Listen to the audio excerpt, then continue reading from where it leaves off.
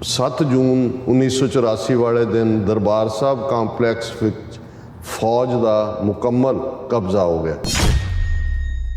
7 ਜੂਨ ਵਾਲੇ ਦਿਨ ਹੀ ਸੰਤ ਜਰਨੈਲ ਸਿੰਘ ਖਾਲਸਾ ਪਿੰਡਾਂ ਵਾਲਿਆਂ ਦੇ ਸ਼ਹੀਦੀ ਦੀ ਖਬਰ ਵੀ ਨਸ਼ਰ ਕੀਤੀ। 7 ਜੂਨ ਵਾਲੇ ਦਿਨ ਜਨਰਲ ਬਰਾੜ ਨੇ ਫੌਜ ਨੂੰ ਹੁਕਮ ਦਿੱਤਾ ਕਿ ਸਾਰੇ ਕਮਰਿਆਂ ਦੀ ਵੀ ਕੋਨੇ-ਕੋਨੇ ਦੀ ਤਲਾਸ਼ੀ ਲਈ ਜਾਏ ਔਰ ਇਸ ਤਲਾਸ਼ੀ ਦੀ ਆੜ 'ਚ ਵੱਡੀ ਪੱਧਰ ਤੇ ਲੁੱਟਮਾਰ ਤੇ ਸਾੜ ਫੂਕ ਕੀਤੀ ਗਈ। ਜਿਹੜੇ ਕਮਰਿਆਂ 'ਚੋਂ ਜਾਂ ਦੂਜੇ ਜਿਹੜੇ ਸ਼ਰਧਾਲੂ ਸੰਗਤ ਦੇ ਰੂਪ 'ਚ ਉਹਨਾਂ ਨੂੰ ਗ੍ਰਿਫਤਾਰ ਕੀਤਾ ਗਿਆ ਸੀ, ਉਹਨਾਂ ਦੀਆਂ ਦਸਤਾਰਾਂ ਦੇ ਨਾਲ ਤੇ ਬੀਬੀਆਂ ਨੂੰ ਉਹਨਾਂ ਦੇ ਦੁਪੱਟਿਆਂ ਨਾਲ ਪਿਛਲੇ ਪਾਸੇ ਉਹਨਾਂ ਦੇ ਹੱਥ ਬੰਨ੍ਹ ਕੇ ਕਹਿਰਾਂ ਦੀ ਗਰਮੀ ਵਿੱਚ ਧੁੱਪੇ ਬਿਠਾਇਆ ਗਿਆ। ਕਹਿਰਾਂ ਦੀ ਗਰਮੀ ਵਿੱਚ ਧੁੱਪੇ ਬਿਠਾਏ ਗਏ ਬੀਬੀਆਂ ਦੇ ਬੱਚਿਆਂ ਵੱਲੋਂ ਪਾਣੀ ਮੰਗਣ ਤੇ ਉਹਨਾਂ ਨੂੰ ਰਫਲਾਂ ਦੇ ਵੱਟ ਮਾਰੇ ਗਏ। ਜ਼ਖਮੀਆਂ ਉੱਤੇ ਅੰਨਾ ਤਸ਼ੱਦਦ ਕੀਤਾ ਗਿਆ, ਉਹਨਾਂ ਨੂੰ ਭੁੱਖੇ ਪਿਆਸੇ ਰੱਖਿਆ ਗਿਆ ਅਤੇ ਕਿਸੇ ਨੂੰ ਵੀ ਪੀਣ ਦੇ ਲਈ ਪਾਣੀ ਤੱਕ ਨਹੀਂ ਦਿੱਤਾ ਗਿਆ।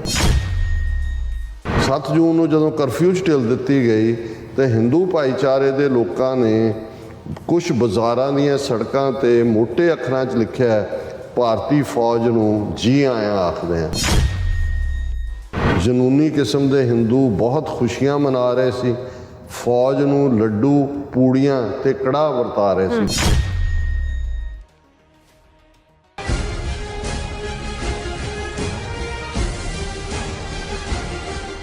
ਵਾਹਿਗੁਰੂ ਜੀ ਕਾ ਖਾਲਸਾ, ਵਾਹਿਗੁਰੂ ਜੀ ਕੀ ਫਤਿਹ। ਅਸਲਾਮ ਵਾਲੇਕਮ। ਦਾ ਬਰਜ ਮਾਹ ਤੁਹਾਡੀ ਹੋਸਟ ਨਿਰਮ ਕੌਰ ਤੇ ਮੈਂ TV84 ਦੇ ਸਾਰੇ ਦਰਸ਼ਕਾਂ ਤੇ ਸਰੋਤਿਆਂ ਨੂੰ ਜੀ ਆਇਆਂ ਕਹਿੰਦੀਆਂ ਪ੍ਰੋਗਰਾਮ ਸੱਚੋ ਸੱਚ ਵਿੱਚ, ਜਿਹੜੇ ਇਸ ਪ੍ਰੋਗਰਾਮ ਨਾਲ ਦੇਸ਼ਾਂ ਵਿਦੇਸ਼ਾਂ ਤੋਂ ਛੁੱਟ ਚੁੱਕੇ ਨੇ। ਖਾਲਿਸਤਾਨ ਅਫੇਅਰ ਸੈਂਟਰ ਦੇ ਸੰਚਾਲਕ ਡਾਕਟਰ ਅਮਰਜੀਤ ਸਿੰਘ ਰੋਜ਼ਾਨਾ ਦੀ ਤਰ੍ਹਾਂ ਸਟੂਡੀਓ 'ਚ ਮੇਰੇ ਨਾਲ ਸ਼ਾਮਿਲ ਨੇ। ਉਹਨਾਂ ਨਾਲ ਗੱਲਬਾਤ ਕਰਕੇ ਅੱਜ ਦੇ ਅਹਿਮ ਵਿਸ਼ੇ ਉੱਪਰ ਉਹਨਾਂ ਤੋਂ ਉਹਨਾਂ ਦਾ ਤਬਸਰਾ ਜਾਣਦੇ ਹਾਂ। ਜੀ ਡਾਕਟਰ ਸਾਹਿਬ, ਵਾਹਿਗੁਰੂ ਜੀ ਕਾ ਖਾਲਸਾ, ਵਾਹਿਗੁਰੂ ਜੀ ਕੀ ਫਤਿਹ। ਹਾਂਜੀ ਨੀਲਮ ਕੌਰ ਜੀ, ਤੁਹਾਨੂੰ ਵੀ ਤੇ ਦੁਨੀਆ ਭਰ 'ਚ ਬੈਠੇ ਸਾਡੇ ਬਹੁਤ ਹੀ ਪਿਆਰੇ, ਸੋਹਣੇ, ਸਿਆਣੇ TV84 ਦੇ ਵਿਊਅਰਸ ਨੂੰ ਵੀ ਵਾਹਿਗੁਰੂ ਜੀ ਕਾ ਖਾਲਸਾ, ਵਾਹਿਗੁਰੂ ਜੀ ਕੀ ਫਤਿਹ।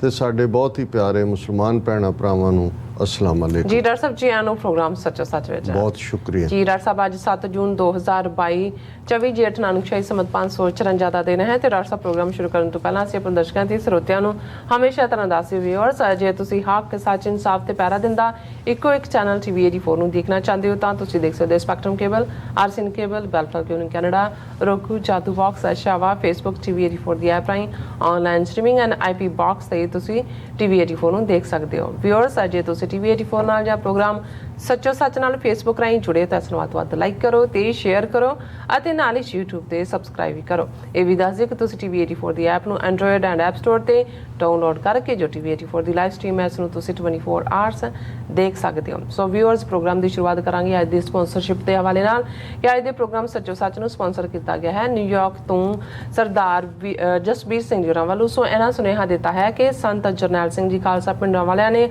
ਆਪਣੀ ਸ਼ਹਾਦਤ ਤੋਂ ਪਹਿਲਾਂ ਹੀ ਕੌਮ ਨੂੰ ਇੱਕ ਰੋਡ ਮੈਪ ਦੇ ਦਿੱਤਾ ਸੀ। ਅੱਜ ਉਹਨਾਂ ਵੱਲੋਂ ਦਿੱਤਾ ਨਿਸ਼ਾਨਾ ਖਾਲਿਸਤਾਨ ਦੁਨੀਆ ਪੱਧਰ ਤੇ ਸਾਫ਼ ਦਿਸਣ ਲੱਗ ਪਿਆ।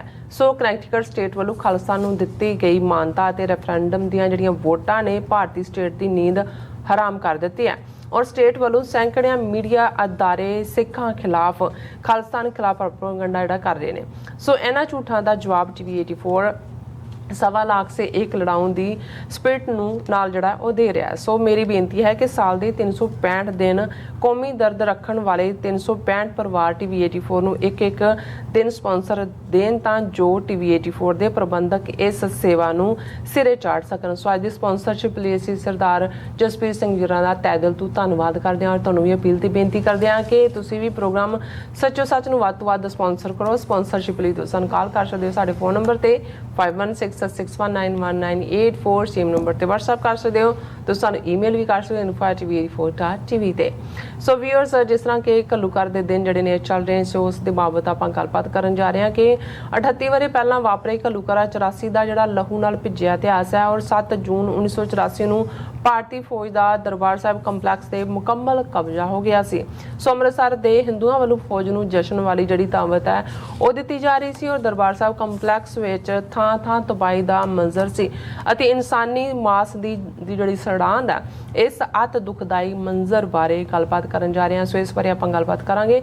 ਸੋ ਅਸੀਂ ਚਾਹਾਂਗੇ ਕਿ ਤੁਸੀਂ ਨਾਲ ਇਸੇ ਤਰ੍ਹਾਂ ਹੀ ਬਣੇ ਰਹਿਣਾ। ਦੇਖਣ ਸੁਣਨ ਲਈ ਤੁਹਾਡਾ ਸਭ ਦਾ ਬਹੁਤ ਸ਼ੁਕਰੀਆ ਜੀ। ਡਾਕਟਰ ਸਾਹਿਬ ਕੀ ਵਿਚਾਰਾਂ ਨੇ? ਦੇਖੋ, ਸਭ ਤੋਂ ਪਹਿਲਾਂ ਤਾਂ ਅੱਜ ਦੇ ਪ੍ਰੋਗਰਾਮ ਨੂੰ ਸਪਾਂਸਰ ਕਰਨ ਲਈ ਅਸੀਂ ਸਰਦਾਰ ਜਸਬੀਰ ਸਿੰਘ ਜੀ ਜਿਹੜੇ ਨਿਊਯਾਰਕ ਨਿਵਾਸੀ ਨੇ ਉਹਨਾਂ ਦਾ ਬਹੁਤ ਸ਼ੁਕਰੀਆ ਅਦਾ ਕਰਦੇ ਹਾਂ। ਬਹੁਤ ਹੀ ਜੈਨਰਸ ਨੇ, TV 84 ਨਾਲ ਪਿਆਰ ਕਰਦੇ ਨੇ ਕਿਉਂਕਿ ਪੰਥ ਨੂੰ ਪਿਆਰ ਕਰਦੇ ਨੇ। ਬਿਲਕੁਲ।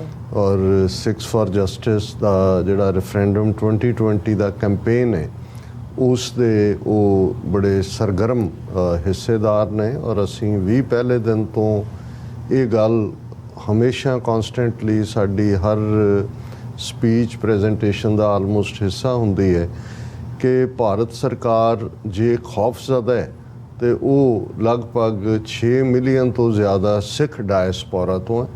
ਔਰ ਉਹਨਾਂ ਨੇ ਇੱਕ ਪਾਸੇ ਜਿੱਥੇ ਪੰਜਾਬ ਦੇ ਵਿੱਚ ਜੂਨ 84 ਦਾ ਘੱਲੂਘਾਰਾ ਵਰਤਾਉਣ ਤੋਂ ਬਾਅਦ ਆਲਮੋਸਟ ਇੱਕ ਜਨਰੇਸ਼ਨ ਮਾਰ ਮੁਕਾਈ, ਅਗਲੇ 10 ਵਰ੍ਹਿਆਂ ਦੇ ਵਿੱਚ ਫਿਰ ਉਹਨਾਂ ਨੂੰ ਡਰੱਗਸ ਦੇ ਹਵਾਲੇ ਕੀਤਾ। ਪਰ ਇੱਕਦਮ ਬਾਅਦ 84 ਤੋਂ ਉਹਨਾਂ ਨੇ ਇਹ ਸਮਝਦਿਆਂ ਹੋਇਆਂ ਦੁਸ਼ਮਣ ਸਾਡਾ ਇਸ ਗੱਲ ਦਾ ਧਿਆਨ ਰਹੇ ਕਿ 3,500-4 ਹਜ਼ਾਰ ਸਾਲ ਤੋਂ ਉਹਨਾਂ ਦੀ ਝੂਠ ਦੀ ਦੁਕਾਨ, ਝੂਠੀ ਆਈਡੀਓਲੋਜੀ, ਬ੍ਰਾਹਮਣਵਾਦ ਦੀ, ਜ਼ਾਤ ਪਾਤ ਦੀ ਵੀ ਵਿਕ ਰਹੀ ਹੈ। ਫਰੇਬੀ ਨੇ 1000 ਸਾਲ ਦੀ ਗੁਲਾਮੀ ਚੋਂ ਨਿਕਲ ਕੇ ਵਾਪਸ ਉਹਨਾਂ ਨੇ ਉਹੀ ਆਪਣੀਆਂ ਬੋਧੀਆਂ ਜਿਹੜੀਆਂ ਵੈਲਿਊਜ਼ ਨੇ ਹਿੰਦੂਤਵਾ ਦੀਆਂ ਉਹਨਾਂ ਨੂੰ ਕਿਵੇਂ ਇੰਪਲੀਮੈਂਟ ਕੀਤਾ। ਇਸ ਲਈ ਸਿੱਖਇਜ਼ਮ ਵਿਚਲਾ ਪੋਟੈਂਸ਼ੀਅਲ ਉਹਨਾਂ ਨੂੰ ਪਹਿਲੇ ਦਿਨ ਤੋਂ ਹੀ, ਜਿਸ ਦਿਨ ਗੁਰੂ ਨਾਨਕ ਸਾਹਿਬ ਨੇ ਪੰਡਤ ਦਾ ਹੱਥ ਫੜ ਲਿਆ ਸੀ ਕਿ ਮੈਂ ਇਹ ਜਨੇਊ ਨਹੀਂ ਪਾਉਣਾ, ਉਹਨਾਂ ਨੂੰ ਸਮਝ ਆ ਗਈ ਸੀ ਕਿ ਭਾਈ ਇਹ ਕਿੰਨਾ ਵੱਡਾ ਚੈਲੰਜ ਹੈ। ਫਿਰ ਅਸੀਂ ਦੇਖਦੇ ਹਾਂ ਕਿ ਇਹ ਸਾਰਾ ਪਾਰਟ ਕਿਵੇਂ ਉਹਨਾਂ ਨੇ 5 ਸਦੀਆਂ ਦਾ ਵੈਰ ਕਮਾਇਆ ਜਦੋਂ ਉਹਨਾਂ ਕੋਲ ਪੋਲੀਟੀਕਲ ਪਾਵਰ ਆਈ। ਇਹਨਾਂ ਸਾਰੇ 500 ਸਾਲਾਂ 1469 ਤੋਂ ਬਾਅਦ ਗੁਰੂ ਨਾਨਕ ਸਾਹਿਬ ਦੇ ਪ੍ਰਕਾਸ਼ਮਾਨ ਹੋਣ ਤੋਂ 1947 ਦੇ ਵਿੱਚ ਉਹਨਾਂ ਕੋਲ ਪੋਲੀਟੀਕਲ ਪਾਵਰ ਆਉਂਦੀ। ਔਰ ਕਿਵੇਂ ਪਾਵਰ ਆਉਣ ਦੇ 37 ਸਾਲ ਬਾਅਦ ਟੈਂਕਾਂ ਤੋਪਾਂ ਨਾਲ ਉਹ ਦਰਬਾਰ ਸਾਹਿਬ ਔਰ 37 ਇਤਿਹਾਸਕ ਗੁਰਦੁਆਰੇ ਔਰ ਸਿੱਖਾਂ ਦੇ ਖਿਲਾਫ ਜਿਹੜੀ ਹੈ ਟੋਟਲ ਵਾਰ ਅਨਐਲਾਨੀ ਹੈ ਉਸ ਦੀ ਸ਼ੁਰੂਆਤ ਕਰ ਦਿੰਦੇ ਨੇ। ਪਰ ਇਸ ਪੀਰੀਅਡ ਤੱਕ ਬੇਸ਼ੱਕ ਸਿੱਖ ਡਾਇਸਪੋਰਾ 2 ਮਿਲੀਅਨ ਤੋਂ ਦੇ ਨੇੜੇ ਤੇੜੇ ਹੋਏਗਾ, ਪਰ ਉਸ ਖਤਰੇ ਨੂੰ ਉਦੋਂ ਵੀ ਉਹਨਾਂ ਨੇ ਪੂਰੀ ਚੰਗੀ ਤਰ੍ਹਾਂ ਸਮਝਿਆ ਸੀ ਕਿ ਭਾਈ ਇੱਥੇ ਤਾਂ ਅਸੀਂ ਜਾਂ ਖਰੀਦ ਲਾਂਗੇ ਜਾਂ ਜਿਹੜੇ ਆਵਾਜ਼ ਚੁੱਕਣਗੇ ਉਹ ਮਾਰ ਦਿਆਂਗੇ, ਪਰ ਬਾਹਰਲਿਆਂ ਦੀ ਆਵਾਜ਼ ਜਿਹੜੀ ਹੈ ਉਹਨੂੰ ਕਿਵੇਂ ਦਬਾਉਣਾ। ਔਰ ਅਸੀਂ ਦੇਖਦੇ ਹਾਂ ਕਿ 1985 ਦੇ ਵਿੱਚ ਉਹਨਾਂ ਨੇ ਕਿਵੇਂ ਕਨਿਸ਼ਕਾ ਕਾਂਡ ਕਰਾਇਆ, ਕਿਵੇਂ ਬੇਗੁਨਾਹ 332 ਮੁਸਾਫਰ ਔਰ ਜਹਾਜ਼ ਦਾ ਹਮਲਾ, ਜਿਸ ਜਹਾਜ਼ ਦਾ ਪਾਇਲਟ ਵੀ ਸਰਦਾਰ ਭਿੰਡਰ ਸੀ, ਕਿਵੇਂ ਉਹਨਾਂ ਨੇ ਉਹ ਹਾਦਸਾ ਕਰਵਾਇਆ, ਕਿਵੇਂ ਉਹਨੂੰ ਸਿੱਖਾਂ ਦੇ ਖਾਤੇ 'ਚ ਪਾ ਕੇ ਸਾਡੀ ਇੱਕ ਜੈਨੂਇਨ ਖਾਲਿਸਤਾਨ ਦੀ ਲਹਿਰ ਨੂੰ ਜਿਹੜਾ ਅਸੀਂ ਵਿਕਟਮ ਸੀ ਪਰ ਸਾਨੂੰ ਐਗਰੈਸਰ ਔਰ ਦਹਿਸ਼ਤਗਰਦ ਬਣਾ ਕੇ ਇੰਟਰਨੈਸ਼ਨਲ ਟੈਰਰਿਜ਼ਮ ਦੇ ਖਾਤੇ 'ਚ ਪਾਇਆ ਗਿਆ। ਔਰ ਇਸ ਸਾਰੇ ਦੇ ਚੱਲਦਿਆਂ ਇੱਥੇ ਬੈਠੇ ਸਿੱਖਾਂ ਨੇ ਆਪਣਾ ਬਹੁਤ ਵਧੀਆ ਰੋਲ ਅਦਾ ਕੀਤਾ ਇਹ ਸਾਰੇ ਪੀਰੀਅਡ। ਫਿਰ ਇੱਕ ਤੋਂ ਬਾਅਦ ਇੱਕ ਐਕਸਟ੍ਰੈਡੀਸ਼ਨ ਟਰੀਟੀਆਂ ਕਰਕੇ ਉਹਨਾਂ ਨੇ ਸਾਡਾ ਕਾਫੀ ਸਰਮਾਇਆ ਇੱਥੇ, ਉਹ ਭਾਈ ਰਣਜੀਤ ਸਿੰਘ ਗਿੱਲ, ਸੁਖਵਿੰਦਰ ਸਿੰਘ ਸੁੱਖੀ, ਕੁੱਕੀ ਸੁੱਖੀ ਦਾ ਕੇਸ ਹੋਏ, ਭਾਈ ਕੁਲਬੀਰ ਸਿੰਘ ਬੜਾ ਪਿੰਡ ਦਾ ਕੇਸ ਹੋਏ, ਭਾਈ ਦਇਆ ਸਿੰਘ ਲਾਹੌਰੀਆ ਔਰ ਉਹਨਾਂ ਦੀ ਸਿੰਘਣੀ ਦਾ ਕੇਸ ਹੋਏ, ਭਾਈ ਹਰਪਾਲ ਸਿੰਘ ਦਾ ਕੇਸ ਹੋਏ, ਜਿਨ੍ਹਾਂ ਦਾ ਮੈਂ ਜ਼ਿਕਰ ਕੀਤਾ। ਇਹਨਾਂ 'ਚੋਂ ਬਹੁਤੇ 12-12, 14-14 ਸਾਲ ਕੇਸ ਚੱਲੇ ਔਰ ਵੱਡੇ ਵੱਡੇ ਵਕੀਲ ਇੱਥੇ ਲੱਖਾਂ ਡਾਲਰ ਇਹਨਾਂ ਕੇਸਾਂ 'ਤੇ ਲਵਾਏ ਗਏ। ਔਰ ਉਹਨਾਂ ਦਾ ਮਕਸਦ ਹੀ ਇਹ ਸੀ ਕਿ ਭਾਈ ਸਾਡਾ ਧਿਆਨ ਦੂਜੇ ਪਾਸੇ ਲਾਇਆ ਜਾਏ। ਪ੍ਰੋਟੈਸਟ, ਰੈਲੀਜ਼, ਸੈਲੀਬ੍ਰੇਸ਼ਨਸ, ਖਾਲਿਸਤਾਨ ਡੇ ਦੀਆਂ ਇਹ ਤਾਂ ਚੱਲਦਾ ਰਿਹਾ। ਪਰ ਮੈਂ ਇਹ ਸਮਝਦਾ ਕਿ 6 ਫॉर ਜਸਟਿਸ ਨੇ ਇੱਕ ਜਦੋਂ ਕਿ ਇਸ ਸਾਰੇ ਚੋਂ ਕੌਮ ਨਿਕਲ ਰਹੀ ਸੀ, ਜਿਵੇਂ ਉਹਨਾਂ ਨੇ ਫੋਕਸਡ ਕੈਂਪੇਨ ਰੈਫਰੈਂਡਮ 2020 ਦਾ ਦਿੱਤਾ, ਉਸ ਤੋਂ ਪਹਿਲਾਂ ਨਵੰਬਰ 84 ਨੂੰ ਐਜ਼ ਏ ਸਿੱਖ ਨਸਲਕੁਸ਼ੀ ਰੈਕਗਨਾਈਜ਼ ਕਰਵਾਉਣ ਦੇ ਲਈ ਔਰ ਵਿਦਨ ਕੰਟਰੀ ਵੀ ਕੇਸਿਸ ਸੁਪਰੀਮ ਕੋਰਟ ਤੱਕ ਲਿਜਾ ਕੇ ਬਹੁਤਿਆਂ ਨੂੰ ਦੱਸ ਦਿੱਤਾ ਕਿ ਜਸਟਿਸ ਨਹੀਂ ਹੈ। ਔਰ ਕੋਵਿਡ ਦੇ ਚੱਲਦੇ ਆ ਬੇਸ਼ੱਕ ਰੁਕਾਵਟ ਰਹੀ 2020 ਦਾ ਵਰ੍ਹਾ, ਪਰ ਹੁਣ ਜਿਵੇਂ UK ਤੋਂ ਸ਼ੁਰੂ ਹੋਈ ਇਹ ਮੁਹਿੰਮ ਇਟਲੀ ਦੇ ਵਿੱਚ ਸਕਸੈਸਫੁਲੀ ਚੱਲ ਰਹੀ ਹੈ। ਔਰ ਇਹ ਬਹੁਤ ਮੈਂ ਸਮਝਦਾ ਹਾਂ ਕਿ ਜਿਹੜੇ ਲੋਕ ਸਮਝਦੇ ਨੇ ਕਿ ਇਫੈਕਟਿਵਨੈਸ ਕੀ ਹੁੰਦੀ ਹੈ ਕਿਸੇ ਵੀ ਗੱਲ ਦੀ, ਇਹ ਠੀਕ ਹੈ ਇੱਕ ਤਬਕਾ ਅਸੀਂ ਵੀ 30-35 ਸਾਲ ਤੋਂ ਇੱਥੋਂ ਦੀ ਪਬਲਿਕ ਲਾਈਫ, ਪੰਥਕ ਲਾਈਫ ਦੇ ਵਿੱਚ ਦੇਖਦੇ ਹਾਂ, ਇੱਕ ਉਹ ਨੇ ਜਿਨ੍ਹਾਂ ਨੇ ਵਿਰੋਧ ਕਰਨਾ ਹੀ ਕਰਨਾ ਹੈ, ਨੋ ਮੈਟਰ ਤੁਸੀਂ ਕੀ ਕਰਦੇ ਹੋ ਕੀ ਨਹੀਂ ਕਰਦੇ।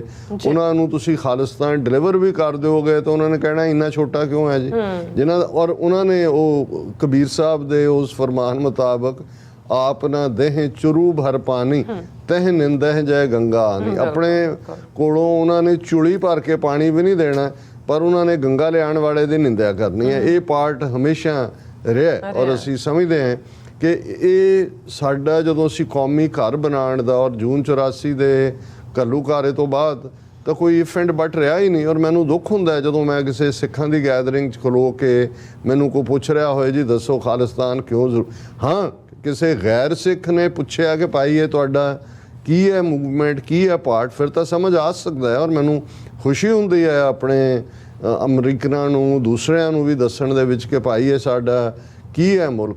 ਪਰ ਜੇ ਇਹਨਾਂ 38 ਵਰਿਆਂ ਬਾਅਦ ਕਿਸੇ ਸਿੱਖ ਨੂੰ ਇਹ ਦੱਸਣ ਦੀ ਲੋੜ ਹੈ ਕਿ ਖਾਲਿਸਤਾਨ ਕਿਉਂ ਚਾਹੀਦਾ ਹੈ, ਤੇ ਜਾਂ ਉਹ ਸਿੱਖ ਹੀ ਨਹੀਂ ਹੈ ਜਾਂ ਬੇਈਮਾਨ ਹੈ। ਤੀਜੀ ਉਹਦੇ 'ਚ ਕੋਈ ਕੈਟਾ ਹਾਂ ਕਈ ਵਾਰ ਵਿਚਾਰ ਭੇਦ, ਸਟ੍ਰੈਟਜੀ ਕੀ ਹੋਏ ਕੀ ਨਾ, ਇਸ ਦੇ ਉੱਤੇ ਕਈ ਵਾਰੀ ਸ਼ਖਸੀਅਤਾਂ ਦੇ ਉੱਤੇ ਵੀ ਜਾਂ ਕਿਸੇ ਦੇ ਕੰਮ ਕਰਨ ਦੇ ਅੰਦਾਜ਼ ਤੇ ਤੁਹਾਨੂੰ ਜਿਹੜੀ ਹੈ ਉਹ ਤਕਲੀਫ ਹੋ ਸਕਦੀ ਹੈ ਜਾਂ ਗਿਲਾ ਹੋ ਸਕਦਾ ਹੈ ਜਾਂ ਸ਼ਿਕਾਇਤ ਹੋ ਸਕਦੀ, ਉਹ ਅੰਡਰਸਟੈਂਡੇਬਲ। ਉਹ ਪਰਿਵਾਰਾਂ 'ਚ ਵੀ ਹੁੰਦਾ, ਭਰਾਵਾਂ ਭੈਣਾਂ 'ਚ ਕਿਹੜੀ ਸਾਰਿਆਂ ਦੇ ਸੁਭਾਅ ਰਲਦੇ ਹੁੰਦੇ ਨੇ, ਕੋਈ ਉੱਚਾ ਬੋਲਣ ਵਾਲਾ ਹੈ, ਕੋਈ ਚਪੇੜ ਮਾਰਨ ਵਾਲਾ ਹੈ, ਕੋਈ ਤੁਸੀਂ ਸਾਰਾ as a family hang together ਕਰਦੇ ਹੋ। ਸੋ ਮੈਂ ਸਮਝਦਾ ਕਿ ਵੀ ਇਸ ਵੇਲੇ ਜਿਹੜੇ ਸਾਡੇ ਸਾਹਮਣੇ ਚੈਲੰਜਸ ਨੇ, ਫੋਕਸ ਬਿਲਕੁਲ ਇੱਕ ਰਹਿਣਾ ਚਾਹੀਦਾ। ਔਰ ਜਿਵੇਂ ਸਟਾਕਟਨ ਗੁਰਦੁਆਰਾ ਸਾਹਿਬ ਖਾਲਿਸਤਾਨ ਦਾ ਝੰਡਾ ਬਰਾਬਰ ਮੀਰੀ ਪੀਰੀ ਦਾ ਪ੍ਰਤੀਕ ਜੋ ਸਾਡੀ ਅਗਵਾਈ ਗੁਰਦੁਆਰਾ ਸਾਹਿਬ ਝੰਡਾ ਬੁੰਗਾ ਅਕਾਲ ਤਖਤ ਤੋਂ ਨਿਕਲਦੀ ਹੈ, ਇਹ ਵੀ ਮੈਸੇਜ ਜਾ ਰਿਹਾ ਹੈ ਕਿ ਭਾਈ ਕਲੀਅਰਲੀ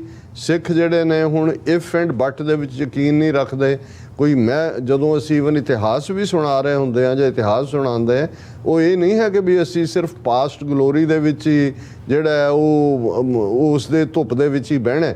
ਸਾਡੇ ਸਾਹਮਣੇ ਚੈਲੰਜ ਹੈ ਖਾਲਿਸਤਾਨ ਦੀ ਕਾਇਮੀ ਦਾ, ਔਰ ਇਸ ਤੋਂ ਬਿਨਾਂ ਕੋਈ ਵੀ ਹੋਰ ਤੁਹਾਡਾ ਪਾਸਟ ਦੀ ਚਰਚਾ ਵੀ ਉਹ ਕੋਈ ਮਾਨੇ ਨਹੀਂ ਰੱਖੇਗੀ ਜੇ ਅਸੀਂ ਅੱਜ ਦੇ ਕੌਂਟੈਕਸਟ ਦੇ ਵਿੱਚ। ਔਰ ਇਹਦੇ 'ਚ ਵੀ ਕੋਈ ਦੋ ਰਾਵਾਂ ਨਹੀਂ, ਜਿਵੇਂ ਅੱਜ ਹੀ ਸਾਡੇ ਵੀਰ ਸੰਧੂ ਸਾਹਿਬ ਉੱਥੋਂ ਸੈਕਰਾਮੈਂਟੋ ਤੋਂ ਸਾਡੇ ਨਾਲ ਗੱਲਬਾਤ ਕਰ ਰਹੇ ਸੀ ਤਾਂ ਉਹਨਾਂ ਨੇ ਕਿਹਾ ਕਿ ਵੀ ਪੰਜਾਬ ਦੇ ਵਿੱਚ ਬੜੀ ਹਾਈ ਪਿਚ ਦੇ ਉੱਤੇ ਇਸ ਵੇਲੇ ਖਾਲਿਸਤਾਨ ਦੀ ਗੱਲ, ਉਹਨਾਂ ਨੇ 5 ਜੂਨ ਦਾ ਆਜ਼ਾਦੀ ਮਾਰਚ, 6 ਜੂਨ ਦਾ ਅਕਾਲ ਤਖਤ ਸਾਹਿਬ ਦਾ ਸਮਾਗਮ ਦੇਖਿਆ। ਔਰ ਦੂਸਰਾ ਤੇ ਉਹਨਾਂ ਨੇ ਕਿਹਾ ਵੀ ਇਸ ਗੱਲ ਦਾ ਧਿਆਨ ਰੱਖਣਾ ਚਾਹੀਦਾ ਹੈ ਕਿ ਵੀ ਆਪਣੇ ਲੋਕਾਂ ਨੂੰ ਇਹ ਕਹਿਣਾ ਚਾਹੀਦਾ ਹੈ ਉੱਥੇ ਵੀ ਇੱਥੇ ਵੀ ਕਿ ਸਰਕਾਰੀ ਜਿਹੜੇ ਏਜੰਟ ਪ੍ਰੋਵੋਕੇਟਿਵ ਨੇ, ਜਿਹੜੇ ਭੜਕਾਟ ਪੈਦਾ ਕਰਕੇ ਕੋਈ ਹਿੰਸਾ ਵੱਲ ਤੋਰ ਸਕਦੇ ਨੇ, ਉਸ ਪਾਸੇ ਨਾ ਆਣ, ਕਿਉਂਕਿ ਇਹ ਫਿਰ ਹਕੂਮਤ ਦੇ ਲਈ ਸੌਖਾ ਹੁੰਦਾ ਹੈ। ਔਰ ਉਹ ਆਲਰੇਡੀ ਉਹਨਾਂ ਨੇ ਜਿਹੜੀ 6 ਫॉर ਜਸਟਿਸ ਪੀਸਫੁਲੀ ਰੈਫਰੈਂਡਮ ਦੀ ਗੱਲ ਕਰਦੇ, ਉਹਨੂੰ ਕਿਵੇਂ ਦਹਿਸ਼ਤਗਰਦ ਜਮਾਤ ਬਣਾਇਆ, ਕਿਵੇਂ ਕੱਲ ਵੀ ਕੋਈ ਖਬਰ ਸੀ ਜੇ ਇੰਟਰਪੋਲ ਨੂੰ ਉਹਨਾਂ ਨੇ ਕਿਸੇ ਦਾ ਨਾਂ ਦਿੱਤਾ ਹੈ, ਉਹ ਫਲਾਣਾ ਗੈਂਗਸਟਰ ਹੈ, ਉਹ ਫਲਾਣੇ ਖਾਲਿਸਤਾਨੀ ਦੇ ਨਾਲ ਜੁੜ। ਸੋ ਉਹਨਾਂ ਨੇ ਇਹਦੇ ਬਾਵਜੂਦ ਕਿ ਇੱਕ ਪੀਸਫੁਲ ਨਾਨ ਪ੍ਰੋਫਿਟ ਆਰਗੇਨਾਈਜੇਸ਼ਨ ਦੇ ਤੌਰ ਤੇ or well within the ambit of international law, UN charter ਜਿਹੜੀ ਗੱਲ ਹੈ ਉਹਨੂੰ ਵੀ ਦਹਿਸ਼ਤਗਰਦੀ ਨਾਲ ਜੋੜਨ ਦੀ ਉਹਨਾਂ ਦੀ ਕੋਸ਼ਿਸ਼ ਹੈ। ਤੇ ਜੇ ਸੱਚਮੁੱਚ ਕੁਛ ਇਸ ਕਿਸਮ ਦਾ ਵਾਪਰਦਾ ਤੇ ਮੈਂ ਉਹਨਾਂ ਨੂੰ ਕਿਹਾ ਜੀ ਇਹ ਜਿਹੜੀਆਂ ਸਾਡੀਆਂ ਧਿਰਾਂ ਨੇ ਉੱਥੇ ਹੋਣ ਇੱਥੇ ਹੋਣ, ਉਹਨਾਂ ਨਾਲ ਜੁੜੇ ਹੋਏ ਸਿੰਘ ਸਿੰਘਣੀਆਂ ਨੇ ਉਹ ਤਾਂ ਨਹੀਂ ਹੋਣਗੇ। ਪਰ ਮੈਂ ਕਿਹਾ ਜੀ ਜੇ ਏਜੰਸੀਆਂ ਨੇ ਆਪਣੀ ਖੇਡ ਹੀ ਖੇਡਣੀ ਹੈ ਤੇ ਆਹ ਦੀਪ ਸਿੱਧੂ ਦਾ ਇਸ਼ੂ ਹੋਏ ਜਾਂ ਮੂਸੇਵਾਲਾ ਦਾ ਇਸ਼ੂ ਹੋਏ, ਹੁਣ ਕਿਸ ਲੈਵਲ ਦੇ ਉੱਤੇ ਜੀ 8 ਗੈਂਗਸਟਰ ਫੜ ਲਏ, ਸ਼ਾਰਪ ਸ਼ੂਟਰ ਇੱਥੇ ਪਹੁੰਚ ਗਏ, ਉੱਥੇ ਆ ਗਏ, ਫਲਾਣਾ ਉਹਦੇ 'ਚ ਸਿੱਖਾਂ ਦੇ ਮੁੰਡੇ ਵੀ ਚੁੱਕੇ ਹੋਏ ਨੇ ਪੱਟੀ ਤੋਂ ਦੂਜੇ। ਹੁਣ ਆਉਣ ਵਾਲੇ ਦਿਨਾਂ 'ਚ ਉਲਝਾਣ ਦੀ ਲਾਈਨ ਹੈ। ਔਰ ਅੱਜ ਹੀ ਇੱਕ ਜਿਹੜਾ ਕ੍ਰਾਈਮ ਰਿਪੋਰਟਰ ਬੰਬੇ 'ਚ ਰਿਹਾ, ਸ਼ਾਇਦ ਬਲਜੀਤ ਪਰਮਾਰ ਉਹਦਾ ਨਾਂ ਹੈ, ਉਹ ਹੀ ਕਹਿ ਰਿਹਾ ਸੀ, ਉਹਨੇ ਕਿਹਾ ਜੀ ਇਹ ਜਿਹੜੇ ਇਸ ਲੈਵਲ ਦੇ ਹੁੰਦੇ ਨੇ ਇਹ ਕਰੋੜਾਂ ਰੁਪਏ ਦੇ, ਇਹ ਛੋਟੇ ਮੋਟੇ ਮਰਡਰ ਨਹੀਂ ਨੇ, ਇਹਦੇ 'ਚ ਵੱਡਾ ਮਾਫੀਆ, ਵੱਡੀਆਂ ਗੈਂਗਸ ਜਿਹੜੀਆਂ ਇਨਵੋਲਵ ਹੁੰਦੀਆਂ। ਔਰ ਕੌਣ ਉੱਥੇ ਪੰਜਾਬ ਦੇ ਵਿੱਚ ਇਸ ਲੈਵਲ ਤੇ 8-9 ਸ਼ਾਰਪ ਸ਼ੂਟਰ ਕੌਣ ਲਿਆਇਆ, ਕਿਹਨੇ ਫੈਸਿਲੀਟੇਟ ਕੀਤਾ, ਬਿਸ਼ਨੋਈ ਕੌਣ ਹੈ, ਫਲਾਂ ਆਮ ਲੋਕ ਤਾਂ ਇਸ ਬਹਿਸ 'ਚ ਉਲਝੇ ਨੇ। ਔਰ ਜਿਹੜੇ ਉੱਥੇ ਆਪਣਾ TRP ਵਧਾਉਣ ਤੇ ਲੱਗੇ ਹੋਏ ਨੇ ਉਹ ਵੀ ਇੱਧਰਲੀਆਂ ਉੱਧਰਲੀਆਂ ਖਬਰਾਂ ਪਾ ਰਹੇ ਨੇ। ਪਰ ਇਸ ਲੈਵਲ ਦੇ ਇਹ ਸਾਰਾ ਜਿਹੜਾ ਗੈਂਗਸਟਰਸ ਔਰ ਦੂਸਰੇ ਵਾਲਾ ਜਿਹੜਾ ਨੈਰੇਟਿਵ ਹੈ ਇਹ ਅਜੀਤ ਡੋਵਲ ਦੀ ਜਿਹੜੀ ਅੱਗੋਂ ਇੰਟੈਲੀਜੈਂਸ ਫੌਜ ਹੈ ਉਹ ਸਿਰਜ ਰਹੀ ਹੈ, ਕਿਉਂਕਿ ਆਉਣ ਵਾਲੇ ਦਿਨਾਂ 'ਚ ਉਹਨਾਂ ਨੇ ਕੋਈ ਨਾ ਕੋਈ ਹੋਰ ਕਾਊਂਟਰ ਐਕਟ ਕਰਵਾਉਣਾ ਹੈ। ਇਹ ਕਹਿਣ ਲਈ ਜੀ ਕਿ ਸਿੱਧੂ ਮੂਸੇਵਾਲੇ ਦਾ ਬਦਲਾ ਲੈ ਲਿਆ, ਫਿਰ ਫੜੋ ਫੜੀ ਦਾ ਦੌਰ, ਔਰ ਇੱਕ ਸਟੇਜ ਤੇ ਜਿਵੇਂ ਪੰਜਾਬ ਦੇ ਵਿੱਚ ਜੁਝਾਰੂ ਲਹਿਰ ਦੇ ਚੱਲਦਿਆਂ ਕਾਲੀਆਂ ਬਿੱਲੀਆਂ ਵਿੱਚ ਵਾੜ ਕੇ ਉਹ ਉਹਨਾਂ ਨੇ ਮਾਹੌਲ ਬਣਾ ਦਿੱਤਾ ਸੀ ਕਿ ਲੋਕ ਅੱਕ ਗਏ ਸੀ। ਆਪਣੇ ਹੀ ਸਿੱਖਾਂ ਦੇ ਘਰਾਂ 'ਚੋਂ ਹਥਿਆਰ ਖੋਹਣਾ, ਉਹਨਾਂ ਦੇ ਕੋਲ ਹੀ ਆ ਕੇ ਪ੍ਰਸ਼ਾਦਾ ਛਕਣਾ, ਫਿਰ ਸਵੇਰੇ ਉੱਥੇ ਹੀ ਰੇਡ ਹੋਣਾ, ਕਿਉਂਕਿ ਉਹਨਾਂ ਵਿਚਾਰਿਆਂ ਨੂੰ ਤਾਂ ਪਤਾ ਹੀ ਨਹੀਂ ਸੀ ਵੀ ਇਹ ਕੌਣ ਬਿਹਾਈਂਡ ਹੈ ਇਹਦੇ। ਸੋ ਇਸ ਕਿਸਮ ਦਾ ਮਾਹੌਲ ਮੈਂ ਕਿਹਾ ਜੇ ਸਿਰਜਣਗੀਆਂ ਤੇ ਏਜੰਸੀਆਂ ਸਿਰਜਣਗੀਆਂ, ਸਾਨੂੰ ਬਹੁਤ ਜਾਗਰੂਕ ਹੋਣ ਦੀ ਲੋੜ ਹੈ।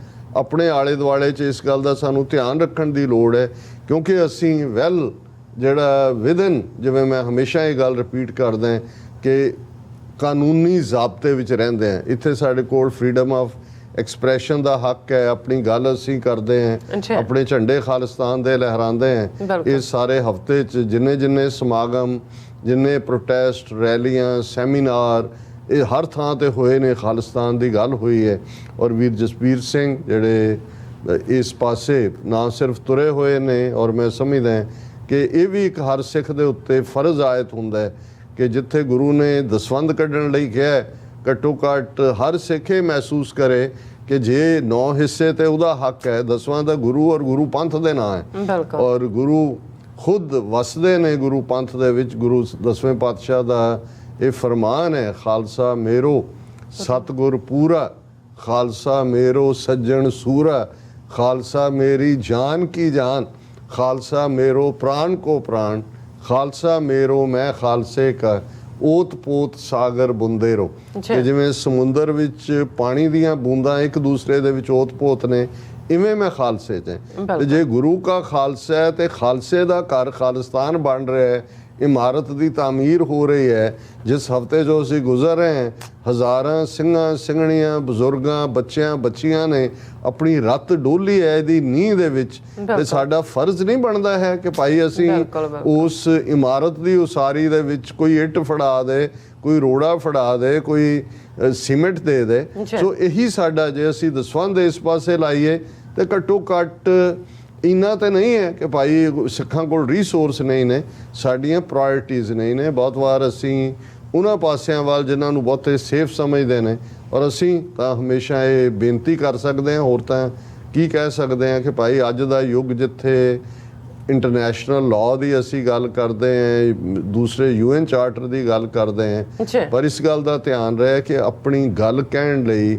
ਰਿਸੋਰਸ ਤੇ ਰਿਸੋਰਸਿਸ 'ਚ ਇੱਕ ਸਭ ਤੋਂ ਪਾਵਰਫੁਲ ਵੈਪਨ ਜੇ ਅੱਜ ਹੈ ਤੇ ਉਹ ਮੀਡੀਆ ਹੈ। TV 84 ਕੋਈ ਪਰਫੈਕਸ਼ਨ ਦਾ ਦਾਅਵਾ ਤਾਂ ਨਹੀਂ ਕਰਦਾ, ਪਰ ਇਹ ਸਾਡੀ ਘੱਟੋ ਘੱਟ 10 ਸਾਲ ਦੀ ਕਾਰਗੁਜ਼ਾਰੀ ਆਪਣੇ ਆਪ ਦੇ ਵਿੱਚ ਇਹ ਸਾਡੀ ਇੱਕ ਖੁੱਲੀ ਕਿਤਾਬ ਵਾਂਗ ਹੈ ਕਿ ਅਸੀਂ ਅਨਡੈਟਰਡ ਖਾਲਿਸਤਾਨ ਦੀ ਮੰਜ਼ਿਲ ਵੱਲ ਵੀ ਵਧਣ ਦੀ ਕੋਸ਼ਿਸ਼ ਕਰਦੇ ਹਾਂ, ਇਸ਼ੂਜ਼ ਨੂੰ ਸਮਝਣ ਦੀ ਕੋਸ਼ਿਸ਼ ਵੀ ਕਰਦੇ ਹਾਂ, ਔਰ ਅਸੀਂ ਕਿਸੇ ਪਾਰਟੀ ਦੇ ਲੇਬਲ ਦੇ ਥੱਲੇ ਨਹੀਂ। ਪਹਿਲੇ ਦਿਨ ਤੋਂ ਇਹ ਸੀ ਕਿ ਭਾਈ ਹਮਰਾ ਧੜਾ ਹਰ ਰਹਾ ਸਮਾਈ, ਗੁਰੂ ਅਕਾਲ ਪੁਰਖ ਦੇ ਸਿੱਖ ਹੋਣ ਦੇ ਨਾਤੇ ਅਸੀਂ ਹਰ ਇੱਕ ਦੇ ਲਈ, ਹਰ ਜਥੇਬੰਦੀ ਲਈ ਇਹ ਪਲੇਟਫਾਰਮ ਖੁੱਲ੍ਹਾ ਹੈ।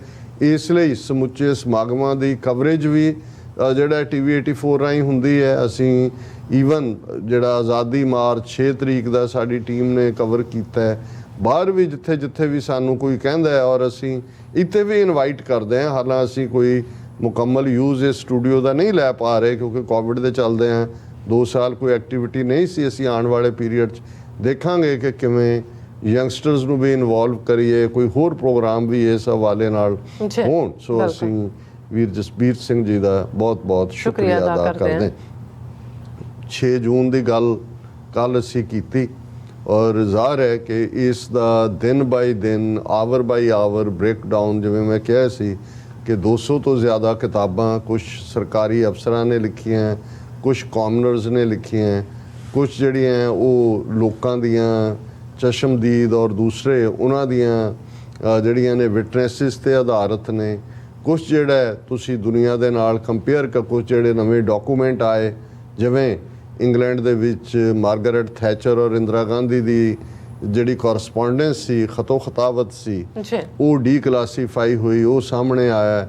ਜਾਂ ਜਿਵੇਂ ਅਸੀਂ ਗਵਰਨਰ ਪੰਜਾਬ ਉਸ ਵੇਲੇ ਜਿਹੜੇ ਜੂਨ 84 ਦੇ ਘੱਲੂਘਾਰੇ ਵੇਲੇ BD ਪਾਂਡੇ ਉਹਨਾਂ ਦੀ ਅਸੀਂ ਕਿਤਾਬ ਦਾ ਜ਼ਿਕਰ ਕੀਤਾ ਸੀ ਕਿ ਭਾਈ ਕਿਵੇਂ ਜਿਹੜਾ ਉਸ ਚੋਂ ਸਰਕਾਰੀ ਤੌਰ ਦੇ ਉੱਤੇ ਸਾਹਮਣੇ ਆ ਗਿਆ ਕਿ ਕਿਵੇਂ ਇੰਦਰਾ ਗਾਂਧੀ ਦਰਬਾਰ ਸਾਹਿਬ ਨੂੰ ਅਕਤੂਬਰ 83 ਦੇ ਵਿੱਚ ਹੀ ਉਸ ਵੇਲੇ ਦੇ ਗਵਰਨਰ ਨੂੰ ਕਹਿ ਰਹੇ ਸੀ ਕਿ ਮੈਨੂੰ ਜੇ ਬੰਬ ਕਰਨਾ ਪਿਆ ਇਸ ਨੂੰ ਤਾਂ ਮੈਂ ਨਹੀਂ ਹਿਚਕਿਚਾਵਾਂਗੀ।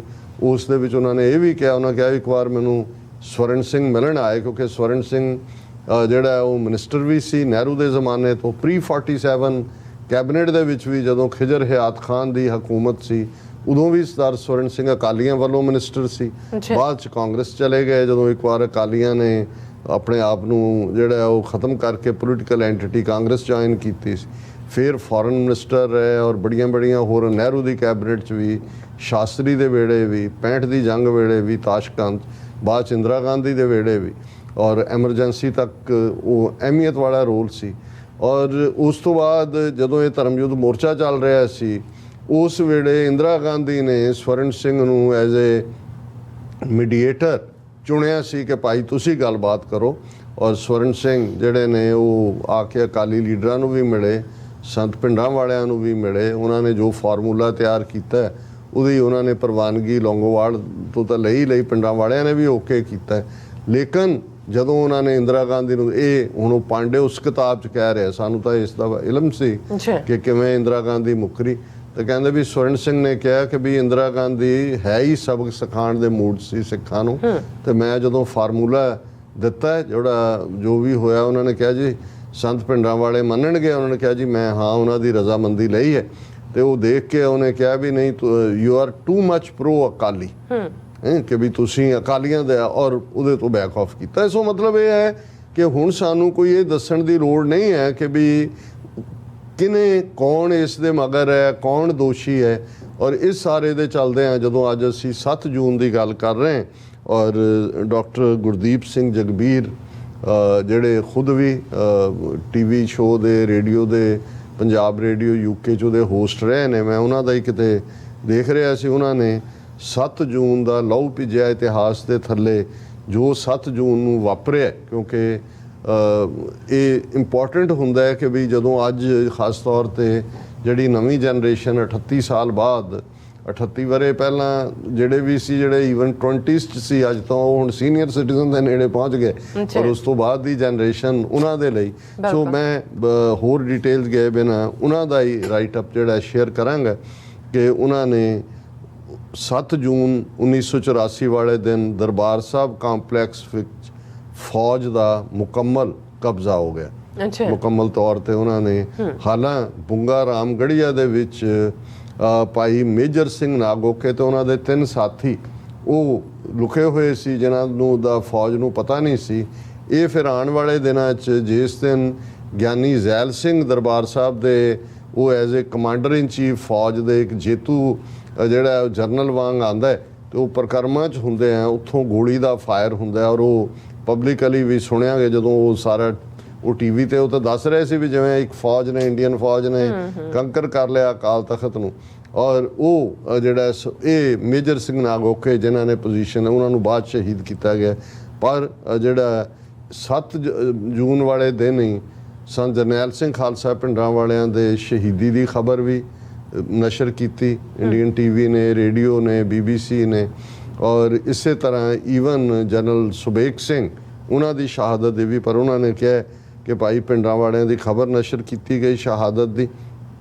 ਔਰ ਇਹ 7 ਜੂਨ ਵਾਲੇ ਦਿਨ ਜਨਰਲ ਬਰਾੜ ਨੇ ਫੌਜ ਨੂੰ ਹੁਕਮ ਦਿੱਤਾ ਕਿ ਸਾਰੇ ਕਮਰਿਆਂ ਦੀ ਵੀ ਕੋਨੇ ਦੀ ਤਲਾਸ਼ੀ ਲਈ ਜਾਏ ਔਰ ਇਸ ਤਲਾਸ਼ੀ ਦੀ ਆੜ 'ਚ ਵੱਡੀ ਪੱਧਰ ਤੇ ਲੁੱਟਮਾਰ ਤੇ ਸਾੜ ਫੂਕ ਕੀਤੀ ਗਈ। ਈਵਨ ਦਰਬਾਰ ਸਾਹਿਬ ਕੰਪਲੈਕਸ ਦੇ ਆਲੇ ਦੁਆਲੇ ਜਿਹੜੇ ਕੁਆਰਟਰ ਜਿਨ੍ਹਾਂ ਦੇ ਵਿੱਚ ਰਾਗੀ ਗ੍ਰੰਥੀ ਉਹਨਾਂ ਦਾ ਨਿਵਾਸ ਹੈ, ਉਹਨਾਂ ਦੇ ਘਰਾਂ 'ਚ ਵੜ ਕੇ ਤਾਲੇ ਤੋੜ ਕੇ ਸੋਨਾ ਜੇਵਰ ਜੋ ਕਿਸੇ ਦੇ ਆਇਆ, ਗੋਲਕਾਂ ਤਾਂ ਲਈਆਂ ਹੀ ਲਈਆਂ ਉਹਨਾਂ ਨੇ, ਪੂਰੀ ਰੱਜ ਕੇ ਲੁੱਟਮਾਰ ਉਹਨਾਂ ਨੇ ਕੀਤੀ ਸਾਰੇ ਆਲੇ ਦੁਆਲੇ ਦੇ ਵਿੱਚ। ਔਰ ਇਹ ਜਿਹੜਾ ਉਹਨਾਂ ਨੇ ਜਿਹੜੇ 7 ਜੂਨ ਨੂੰ ਜਿਹੜੇ ਕਮਰਿਆਂ 'ਚੋਂ ਜਾਂ ਦੂਜੇ ਜਿਹੜੇ ਸ਼ਰਧਾਲੂ ਸੰਗਤ ਦੇ ਰੂਪ 'ਚ ਉਹਨਾਂ ਨੂੰ ਗ੍ਰਿਫਤਾਰ ਕੀਤਾ ਗਿਆ ਸੀ, ਉਹਨਾਂ ਦੀਆਂ ਦਸਤਾਰਾਂ ਦੇ ਨਾਲ ਤੇ ਬੀਬੀਆਂ ਨੂੰ ਉਹਨਾਂ ਦੇ ਦੁਪੱਟਿਆਂ ਨਾਲ ਪਿਛਲੇ ਪਾਸੇ ਉਹਨਾਂ ਦੇ ਹੱਥ ਬੰਨ੍ਹ ਕੇ ਕਹਿਰਾਂ ਦੀ ਗਰਮੀ ਵਿੱਚ ਧੁੱਪੇ ਬਿਠਾਇਆ ਗਿਆ ਉਹਨਾਂ ਨੂੰ। ਹੁਣ ਤੁਸੀਂ ਜੂਨ ਦੀ ਔਰ ਅੱਜ ਕੱਲ੍ਹ ਹੀ ਗਰਮੀ ਪੈ ਰਹੀ ਹੈ ਉੱਥੇ, ਇਮੈਜਿਨ ਕਰੋ ਕਿ ਕਈ 3-4 ਦਿਨ ਦੇ ਭੁੱਖੇ ਪਿਆਸੇ ਔਰ ਉਹਨਾਂ ਨੇ ਲਿਆ ਕੇ ਇਵੇਂ ਬਿਠਾਇਆ। ਔਰ ਇਹ ਜਿਹੜਾ 7 ਜੂਨ ਵਾਲੇ ਦਿਨ ਹੀ ਬੇਗੁਨਾਹ ਸੰਗਤ ਰੂਪ ਵਿੱਚ ਪੁੱਜੇ ਕਹਿਰਾਂ ਦੀ ਗਰਮੀ ਵਿੱਚ ਧੁੱਪੇ ਬਿਠਾਏ ਗਏ ਬੀਬੀਆਂ ਤੇ ਬੱਚਿਆਂ ਵੱਲੋਂ ਪਾਣੀ ਮੰਗਣ ਤੇ ਉਹਨਾਂ ਨੂੰ ਰਫਲਾਂ ਦੇ ਵੱਟ ਮਾਰੇ ਗਏ। ਇਹਦੀਆਂ ਤਾਂ ਬਹੁਤ ਸਾਰੀਆਂ ਟੈਸਟੀਮਨੀਜ਼ ਨੇ ਕਿ ਕੀ ਹੋਇਆ। ਔਰ ਹੁਣ ਜਿਹੜਾ ਤੁਸੀਂ ਕਿਹਾ ਵੀ ਹੈ ਕਿ ਕਿਵੇਂ ਹਿੰਦੂਆਂ ਨੇ ਅੰਮ੍ਰਿਤਸਰ ਸ਼ਹਿਰ ਦੇ ਜਸ਼ਨ ਮਨਾਏ, ਔਰ ਇਹ ਬਿਲਕੁਲ ਔਨ ਰੈਕਰਡ ਹੈ, ਕੋਈ ਕਿਸੇ ਤੋਂ ਉਹਨੂੰ ਗਵਾਹੀ ਲੁਕਿਆ ਨਹੀਂ ਹੈ। ਔਰ ਉਹਨਾਂ ਨੇ ਕਿਹਾ ਕਿ ਵੀ ਕਿਉਂਕਿ 7 ਜੂਨ ਤੱਕ ਤਾਂ ਕਰਫਿਊ ਸੀ, 6 ਜੂਨ ਤੱਕ। 7 ਜੂਨ ਨੂੰ ਜਦੋਂ ਕਰਫਿਊ 'ਚ ਢਿੱਲ ਦਿੱਤੀ ਗਈ ਤੇ ਹਿੰਦੂ ਭਾਈਚਾਰੇ ਦੇ ਲੋਕਾਂ ਨੇ ਕੁਝ ਬਾਜ਼ਾਰਾਂ ਦੀਆਂ ਸੜਕਾਂ ਤੇ ਮੋਟੇ ਅੱਖਰਾਂ 'ਚ ਲਿਖਿਆ ਭਾਰਤੀ ਫੌਜ ਨੂੰ ਜੀ ਆਇਆਂ ਆਖਦੇ ਆ, ਵੈਲਕਮ ਇੰਡੀਅਨ ਆਰਮੀ। 7 ਜੂਨ ਨੂੰ ਹੀ ਫਿਰ ਉਹਨਾਂ ਨੇ ਜਿਹੜਾ ਸੰਤ ਜਰਨੈਲ ਸਿੰਘ ਤੇ ਭਾਈ ਅਮਰੀਕ ਸਿੰਘ ਉਹਨਾਂ ਦੇ ਮ੍ਰਿਤਕ ਸਰੀਰਾਂ ਦਾ ਫੌਜ ਦੀ ਕਰੜੀ ਨਿਗਰਾਨੀ ਹੇਠ ਨਗਰ ਪਾਲਿਕਾ ਦੇ ਚਾਟੀਵਿੰਡ ਸ਼ਮਸ਼ਾਨ ਘਾਟ 'ਚ ਸੰਸਕਾਰ ਕੀਤਾ ਗਿਆ ਉਹਨਾਂ ਨੇ। ਔਰ ਜਨਰਲ ਸੁਬੇਗ ਸਿੰਘ ਦੀ ਡੈੱਡ ਬੋਡੀ ਦਾ ਕੀ ਹੋਇਆ, ਉਹਨਾਂ ਦੇ ਬੇਟੇ ਨੇ ਜਿਹੜਾ ਖੁਦ ਫੌਜ ਸੀ, ਇਹ ਰਿਹਾਨ ਫਜ਼ਲ ਜਿਸ ਨੇ ਵੇਰਵਾ ਦਿੱਤਾ ਜਨਰਲ ਸੁਬੇਗ ਸਿੰਘ ਦਾ, ਉਹਨੇ ਕਿਹਾ ਕਿ ਭਾਈ ਮੈਂ ਕਾਲ ਕੀਤਾ, ਗਵਰਨਰ ਨੂੰ ਵੀ ਕੀਤਾ, ਉਹਨਾਂ ਨੂੰ ਜਨਰਲ ਨੂੰ ਵੀ ਕੀਤਾ ਕਿ ਭਾਈ ਅਸੀਂ ਉਹਨਾਂ ਦੇ ਪਰਿਵਾਰ ਨੂੰ ਦਿਓ, ਅਸੀਂ ਸੰਸਕਾਰ ਕਰਨਾ ਚਾਹੁੰਦੇ ਹਾਂ। ਉਹਨਾਂ ਨੇ ਕਿਹਾ ਕਿ ਭਾਈ ਕੋਈ ਸੁਣਵਾਈ ਨਹੀਂ ਹੋਈ, ਉਹਨਾਂ ਦਾ ਕੀ ਕੀਤਾ ਕੀ ਨਹੀਂ ਹੈ। ਲੇਕਿਨ ਇਹ ਜ਼ਰੂਰ ਇੱਕ ਫੋਟੋ ਜਿਹੜੀ ਅਕਾਲ ਤਖਤ ਦੇ ਸਾਹਮਣੇ ਇਹ ਕਿਹਾ ਗਿਆ ਜੀ ਉਹਨਾਂ ਦੀ ਲਾਸ਼ ਤਹਿਖਾਨੇ 'ਚੋਂ ਮਿਲੀ, ਔਰ ਇਸ ਤਰ੍ਹਾਂ ਲੱਗਦਾ ਹੈ ਕਿ ਭਾਈ ਉਹਨਾਂ ਨੂੰ ਘੜੀਸ ਕੇ ਔਰ ਬਹੁਤ ਬੁਰੀ ਤਰ੍ਹਾਂ ਉਹਨਾਂ ਦੀ ਬੋਡੀ ਵੀ ਮਿਊਟੇਟ ਕੀਤੀ ਗਈ, ਕਿਉਂਕਿ ਉਹਨਾਂ ਨੂੰ ਇਹ ਸੀ ਕਿ ਭਾਈ ਇੰਨਾ ਸਾਡੀ ਫੌਜ ਦਾ ਜੇ ਨੁਕਸਾਨ ਹੋਇਆ ਤੇ ਜਨਰਲ ਸੁਬੇਗ ਸਿੰਘ ਦੀ ਬਦੌਲਤ ਹੋਇਆ। ਲੇਕਿਨ ਇਸ ਗੱਲ ਦੀ ਟੈਸਟੀਮਨੀ ਹੈ ਕਿ ਪਿੰਡਾਂ ਵਾਲਿਆਂ ਦੀ ਔਰ ਭਾਈ ਅਮਰੀਕ ਸਿੰਘ ਹੋਰਾਂ ਨੂੰ ਸ਼ਮਸ਼ਾਨ ਘਾਟ ਚਾਟੀਵਿੰਡ ਦੇ ਸ਼ਮਸ਼ਾਨ ਘਾਟ 'ਚ ਉਹਨਾਂ ਦਾ ਸੰਸਕਾਰ ਕੀਤਾ ਗਿਆ। ਔਰ ਫਿਰ ਉਹਨਾਂ ਨੇ ਕਿਹਾ ਕਿ 7 ਜੂਨ 1984 ਵਾਲੇ ਦਿਨ ਜਨੂਨੀ ਕਿਸਮ ਦੇ ਹਿੰਦੂ ਬਹੁਤ ਖੁਸ਼ੀਆਂ ਮਨਾ ਰਹੇ ਸੀ, ਫੌਜ ਨੂੰ ਲੱਡੂ ਪੂੜੀਆਂ ਤੇ ਕੜਾਹ ਵਰਤਾ ਰਹੇ ਸੀ ਥਾਂ ਥਾਂ ਤੇ ਉਹਨਾਂ ਨੇ ਉੱਥੇ, ਕਿਉਂਕਿ ਸਾਰਾ ਸ਼ਹਿਰ ਤਾਂ ਫੌਜ ਦੇ ਹਵਾਲੇ ਸੀ। ਔਰ ਨਾਲ ਦੀ ਨਾਲ ਉਹਨਾਂ ਨੇ ਕਿਹਾ ਕਿ ਫੌਜ ਵੱਲੋਂ ਗ੍ਰਿਫਤਾਰ ਕੀਤੇ ਬੇਗੁਨਾਹ ਸੰਗਤ ਰੂਪ ਵਿੱਚ ਪੁੱਜੇ ਸ਼ਰਧਾਲੂਆਂ ਨੂੰ ਉਹਨਾਂ ਦੀਆਂ ਦਸਤਾਰਾਂ ਦੇ ਨਾਲ ਅਤੇ ਉਹਨਾਂ ਦੇ ਬੀਬੀਆਂ ਨੂੰ ਉਹਨਾਂ ਦੇ ਦੁਪੱਟਿਆਂ ਦੇ ਨਾਲ ਪਿਛਲੇ ਪਾਸੇ ਨੂੰ ਹੱਥ ਬੰਨ੍ਹ ਕਹਿਰ ਦੀ ਗਰਮੀ ਵਿੱਚ ਧੁੱਪੇ ਬਿਠਾਇਆ ਗਿਆ। ਜ਼ਖਮੀਆਂ ਉੱਤੇ ਅੰਨਾ ਤਸ਼ੱਦਦ ਕੀਤਾ ਗਿਆ, ਉਹਨਾਂ ਨੂੰ ਭੁੱਖੇ ਪਿਆਸੇ ਰੱਖਿਆ ਗਿਆ ਅਤੇ ਕਿਸੇ ਨੂੰ ਵੀ ਪੀਣ ਦੇ ਲਈ ਪਾਣੀ ਤੱਕ ਨਹੀਂ ਦਿੱਤਾ ਗਿਆ। ਔਰ ਇਹ ਇਸ ਦੀਆਂ ਹੋਰ ਵੀ ਬਹੁਤ ਸਾਰੀਆਂ ਗਵਾਹੀਆਂ ਨੇ। ਔਰ ਇਹ ਉਹਨਾਂ ਨੇ ਕਿਹਾ ਕਿ ਵੀ 7 ਜੂਨ ਨੂੰ ਇਹ ਅਫਵਾਹਾਂ ਦਾ ਬਾਜ਼ਾਰ ਗਰਮ ਕਰ ਦਿੱਤਾ ਗਿਆ ਕਿ ਸੰਤ ਜਰਨੈਲ ਸਿੰਘ ਭਿੰਡਰਾਂ ਵਾਲੇ ਸ਼ਹੀਦ ਨਹੀਂ ਹੋਏ ਔਰ ਸ਼ਰਤਾਂ ਲੱਗਣ ਲੱਗ ਗਈਆਂ। ਉਹਨਾਂ ਨੇ ਕਿਹਾ ਕਿ ਜੀ ਉਹ ਸੇਫਲੀ ਨਿਕਲ ਗਏ ਨੇ। ਔਰ ਇਹ ਸਾਰਾ ਇੱਕ ਜਿਹਨੂੰ ਮੈਂ ਤਾਂ ਇਸ ਦਾ ਵੀ ਖਮਿਆਜ਼ਾ ਭੁਗਤਿਆ ਸੰਤਾਂ ਨੂੰ ਸ਼ਹੀਦ ਕਹਿਣ ਦਾ, ਕਿਉਂਕਿ ਦੂਸਰੇ ਪਾਸੇ ਏਜੰਸੀਆਂ ਨੇ ਇਸ ਗੱਲ ਨੂੰ ਯਕੀਨੀ ਬਣਾਇਆ ਸੀ ਕਿ ਇਹ ਅਫਵਾਹ ਜਿਹੜੀ ਫੈਲਾਈ ਗਈ ਔਰ ਉਸ ਨੂੰ ਅਨਫੋਰਚੂਨੇਟਲੀ ਸੰਤਾਂ ਦੇ ਆਪਣੇ ਪਰਿਵਾਰ ਵੱਲੋਂ ਵੀ ਉਹਨਾਂ ਦੇ ਬਜ਼ੁਰਗਾਂ ਵੱਲੋਂ ਬਾਅਦ 'ਚ ਬਾਬਾ ਠਾਕਰ ਸਿੰਘ ਜੀ ਨਾਲ ਜੋੜ ਕੇ ਉਸ ਨੂੰ ਜਿਹੜਾ ਉਹ ਹਕੀਕਤ ਮੰਨਿਆ ਗਿਆ। ਨਤੀਜੇ ਦੇ ਤੌਰ ਤੇ ਹਾਲਾਂਕਿ ਫੈਕਟ ਇਹ ਹੈ ਕਿ ਸੰਤ ਭਿੰਡਰਾਂ ਵਾਲਿਆਂ ਦੇ ਆਪਣੇ ਭਰਾ ਹਰਚਰਨ ਸਿੰਘ ਰੋਡੇ ਜਲੰਧਰ ਛਾਉਣੀ ਦੇ ਵਿੱਚ ਜਿਹੜਾ ਉਹ ਸੂਬੇਦਾਰ ਮੇਜਰ ਜਾਂ ਕੀ ਉਹਨਾਂ ਦਾ ਰੈਂਕ ਸੀ, ਉਹਨਾਂ ਨੂੰ ਲਿਆ ਕੇ ਲਾਸ਼ ਦੀ ਸ਼ਨਾਖਤ ਕਰਾਈ ਗਈ ਸੀ ਉਹਨਾਂ ਦੇ ਮ੍ਰਿਤਕ ਸਰੀਰ ਦੀ, ਔਰ ਉਹਨਾਂ ਨੇ ਸ਼ਨਾਖਤ ਕੀਤੀ ਭਰਾ ਦੇ ਨਾਲ। ਹੁਣ ਭਰਾ ਤੋਂ ਤਾਂ ਨਹੀਂ ਕੋਈ ਛੁਪਿਆ ਹੁੰਦਾ, ਲੇਕਿਨ ਬਾਅਦ ਦੇ ਵਿੱਚ ਈਵਨ ਉਹ ਸਾਰੇ ਵੀ ਜਿਸ ਕਿਸਮ ਦੇ ਗੱਲ 'ਚ ਭੁਗਤੇ, ਇਹ ਮੈਂ ਸਮਝਦਾ ਵੀ ਮੈਂ ਇਹਦੇ ਤੇ ਕੁਝ ਜ਼ਿਆਦਾ ਕਹਿਣਾ ਨਹੀਂ ਚਾਹੁੰਦਾ, ਪਰ ਮੈਂ ਖੁਦ ਸਫ਼ਰ ਕੀਤਾ ਇਹਦੇ ਨਾਲ ਇਸ ਵਜ੍ਹਾ ਕਰਕੇ ਕਿ ਜਿੱਥੇ ਵੀ ਫਿਰ ਇਹ ਦੇਖੋ ਇੱਕ ਫੇਥ ਦੀ ਦੁਨੀਆ ਹੁੰਦੀ ਹੈ, ਜਿਹੜੇ ਲੋਕ ਉਸ ਫੇਥ ਦੇ ਉੱਤੇ ਖੜੇ ਹੁੰਦੇ ਨੇ ਉਹਨਾਂ ਨਾਲ ਤੁਸੀਂ ਆਰਗੂ ਤਾਂ ਕਰ ਨਹੀਂ ਸਕਦੇ, ਪਰ ਉਹਨਾਂ ਨੂੰ ਈਵਨ ਸਾਡੇ ਤੇ ਵੀ ਇਹ ਸਮੱਸਿਆ ਸੀ ਕਿ ਆਪਣੀਆਂ ਲਿਖਤਾਂ 'ਚ ਆਪਣੇ ਲੈਕਚਰ 'ਚ ਸੰਤਾਂ ਨੂੰ ਸ਼ਹੀਦ ਕਹਿੰਦੇ ਨੇ ਜਦੋਂ ਕਿ ਮਹਾਂਪੁਰਖ ਚੜ੍ਹਦੀ ਕਲਾ 'ਚ ਨੇ। ਔਰ ਮੈਂ ਸਮਝਦਾ ਵੀ ਇਸ ਦਾ ਕਾਫੀ ਨੁਕਸਾਨ ਹੋਇਆ। ਪਹਿਲਾਂ ਤਾਂ 84 ਤੋਂ 86 ਤੱਕ 2 ਸਾਲ ਕੋਈ ਅਗਵਾਈ ਕਿਸੇ ਪਾਸਿਓਂ ਨਹੀਂ ਆਈ, ਅੱਛਾ ਕਿਉਂਕਿ ਇਹ ਸੀ ਕਿ ਜੀ ਸੰਤ ਕੋਈ ਕਹੇ ਪਾਕਿਸਤਾਨ ਪਹੁੰਚ ਗਏ ਨੇ, ਕੋਈ ਕਹੇ ਚੀਨ ਪਹੁੰਚ ਗਏ ਨੇ, ਕੋਈ ਕਹੇ ਅਮਰੀਕਾ ਪਹੁੰਚ ਗਏ ਨੇ, ਉਹ ਆਣਗੇ, ਉਹ ਅਗਵਾਈ ਦੇਣਗੇ। ਔਰ ਨਤੀਜੇ ਦੇ ਤੌਰ ਤੇ ਜਿਹੜਾ ਜੂਨ 84 ਤੋਂ ਆਲਮੋਸਟ 26 ਜਨਵਰੀ 1986 ਨੂੰ ਜਿਹੜਾ ਫਿਰ ਸਰਬੱਤ ਖਾਲਸਾ ਦਮਦਮੀ ਟਕਸਾਲ ਵੱਲੋਂ ਹੀ ਸੱਦਿਆ ਗਿਆ, ਉਸ ਸਰਬੱਤ ਖਾਲਸੇ 'ਚ 5 ਮੈਂਬਰੀ ਪੰਥਕ ਕਮੇਟੀ ਚੁਣੀ ਗਈ, ਜਿਨ੍ਹਾਂ ਨੇ 29 ਅਪ੍ਰੈਲ 1986 ਨੂੰ ਖਾਲਿਸਤਾਨ ਦਾ ਐਲਾਨਨਾਮਾ ਕੀਤਾ।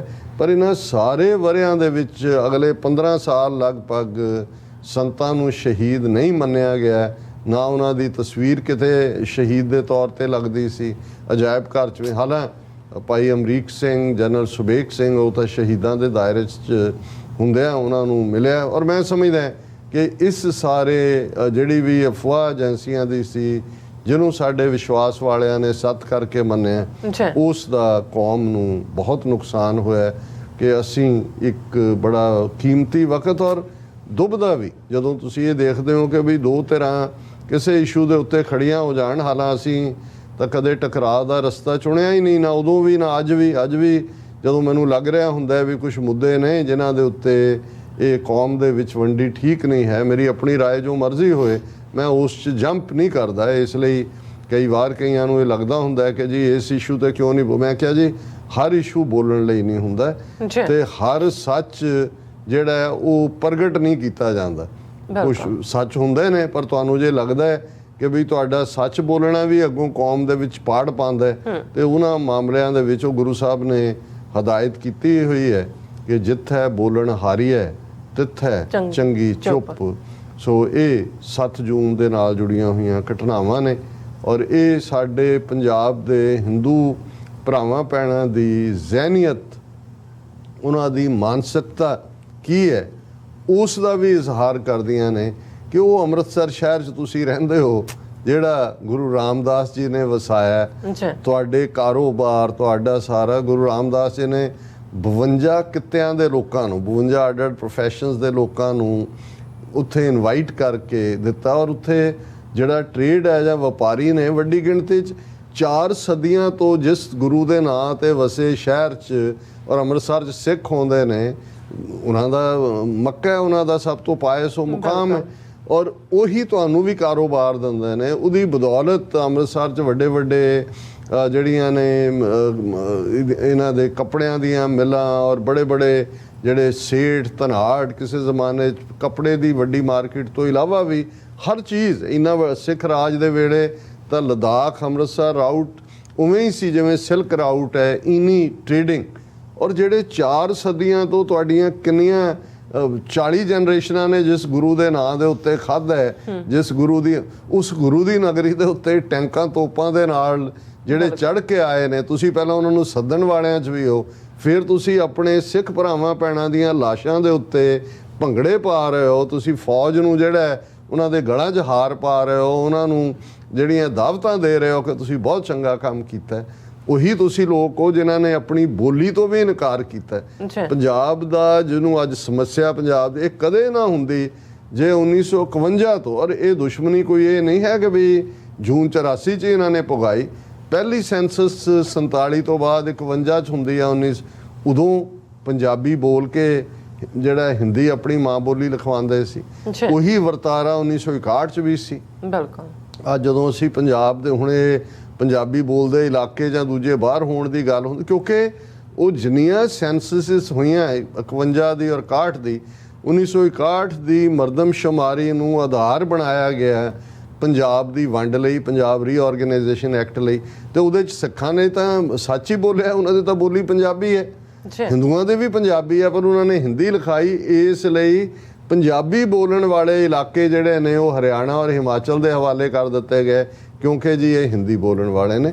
ਔਰ ਇਹ ਜੂਨ 84 'ਚ ਜੋ ਵਰਤਾਰਾ ਜਿਹੜਾ ਔਨ ਰੈਕਰਡ ਹੈ ਕਿ ਭਾਈ ਇਹਨਾਂ ਨੇ ਕਿਵੇਂ ਜਸ਼ਨ ਮਨਾਏ, ਇਹ ਠੀਕ ਹੈ, ਕੌਮ ਸਾਡੀ ਮੁਆਫ ਕਰਨ ਵਾਲੀ ਹੈ, ਪਰ ਇਸ ਗੱਲ ਦਾ ਧਿਆਨ ਰਹੇ, ਜਿਵੇਂ ਟੈਲੀਗ੍ਰਾਫ ਲੰਡਨ ਨੇ ਕਿਹਾ ਸੀ ਕਿ ਉਹ ਦੇ never forget and never forgive. ਅਸੀਂ ਜਿਹੜਾ ਵੱਡੇ ਦਿਲਾਂ ਵਾਲੇ ਲੋਕ ਹੈ, ਪਰ ਇਸ ਕਿਸਮ ਦਾ ਵਰਤਾਰਾ ਨਾ ਭੁੱਲਣ ਯੋਗ ਹੈ, ਨਾ ਸਾਨੂੰ ਕਦੇ ਘੱਲੂਘਾਰਾ 84 ਭੁੱਲ ਸਕਦਾ ਹੈ। ਤੇ ਉਦੋਂ ਕਿਹਨੇ ਕੀ ਰੋਲ ਅਦਾ ਕੀਤਾ, ਇਹ ਵੀ ਨਾ ਭੁੱਲਣ ਵਾਲਾ। ਜੀ ਰਾਜ ਸਾਹਿਬ, ਤੁਹਾਡਾ ਬਹੁਤ ਬਹੁਤ ਸ਼ੁਕਰੀਆ। ਸੋ ਇੱਥੇ ਲੈਣੇ ਬ੍ਰੇਕ, ਔਰ ਬ੍ਰੇਕ ਤੇ ਜਾਣ ਤੋਂ ਪਹਿਲਾਂ ਅਸੀਂ ਆਪਣੇ ਦਰਸ਼ਕਾਂ ਤੇ ਸਰੋਤਿਆਂ ਨੂੰ ਅਪੀਲ ਤੇ ਬੇਨਤੀ ਕਰਦੀ ਵਿਊਅਰਸ, ਜਿਸ ਤਰ੍ਹਾਂ ਕਿ ਤੁਸੀਂ ਜਾਣਦੇ ਹੋ ਕਿ ਟੀਵੀ 84 ਹੱਕ ਸੱਚ ਇਨਸਾਫ ਦੀ ਜਿਹੜੀ ਆਵਾਜ਼ ਹੈ ਉਹ ਬੁਲੰਦ ਕਰ ਰਿਹਾ। ਇਹ ਆਵਾਜ਼ ਤੁਹਾਡੇ ਪਿਆਰ ਸਦਕਾ, ਤੁਹਾਡੇ ਵਿਸ਼ਵਾਸ ਸਦਕਾ, ਤੁਹਾਡੇ ਡੋਨੇਸ਼ਨ ਸਦਕਾ ਹੀ ਹੋ ਰਹੀ ਹੈ। ਸੋ ਅਸੀਂ ਚਾਹਾਂਗੇ ਕਿ ਤੁਸੀਂ ਟੀਵੀ 84 ਦੀ ਚੜ੍ਹਦੀ ਕਲਾ ਲਈ ਵੱਧ ਤੋਂ ਵੱਧ ਡੋਨੇਟ ਕਰੋ। ਡੋਨੇਟ ਕਰਨ ਲਈ ਸਾਡੀ ਵੈਬਸਾਈਟ tv84.tv ਤੇ ਜਾ ਕੇ ਪੇਪਲ ਦੀ ਵਰਤੋਂ ਕਰਕੇ ਵਨ ਟਾਈਮ ਡੋਨੇਟ ਕਰ ਸਕਦੇ ਹੋ, ਮੰਥਲੀ ਡੋਨੇਟ ਵੀ ਕਰ ਸਕਦੇ ਹੋ। ਤੁਸੀਂ ਟੀਵੀ 84 ਦੇ ਨਾਮ ਤੇ ਚੈੱਕ ਬਣਾ ਕੇ ਸਾਨੂੰ ਮੇਲ ਵੀ ਕਰ ਸਕਦੇ ਹੋ ਸਾਡੇ ਇਸ ਪਤੇ ਤੇ 36-01 37th Avenue, Long Island City, New York 11101 USA, ਜਾਂ ਫਿਰ ਤੁਸੀਂ ਸਾਨੂੰ ਫੋਨ ਰਾਹੀਂ ਵੀ ਸੰਪਰਕ ਕਰ ਸਕਦੇ ਸਾਡੇ ਫੋਨ ਨੰਬਰ ਤੇ 5166191984। ਤੁਸੀਂ ਸਾਨੂੰ ਈਮੇਲ ਵੀ ਕਰ ਸਕਦੇ ਹੋ info@tv84.tv ਤੇ। ਅਸੀਂ ਤੁਹਾਡੇ ਤਹਿ ਦਿਲ ਤੋਂ ਸ਼ੁਕਰਗੁਜ਼ਾਰ ਹੋਵਾਂਗੇ। ਸੋ ਇੱਥੇ ਲੈਣੇ ਬ੍ਰੇਕ ਵਿਊਅਰਸ, ਤੁਸੀਂ ਸਾਨੂੰ ਇਸੇ ਤਰ੍ਹਾਂ ਹੀ ਬਣੇ ਰਹਿਣਾ। ਮਿਲਦੇ ਹਾਂ ਛੋਟੇ ਜਿਹੇ ਬ੍ਰੇਕ ਤੋਂ ਬਾਅਦ।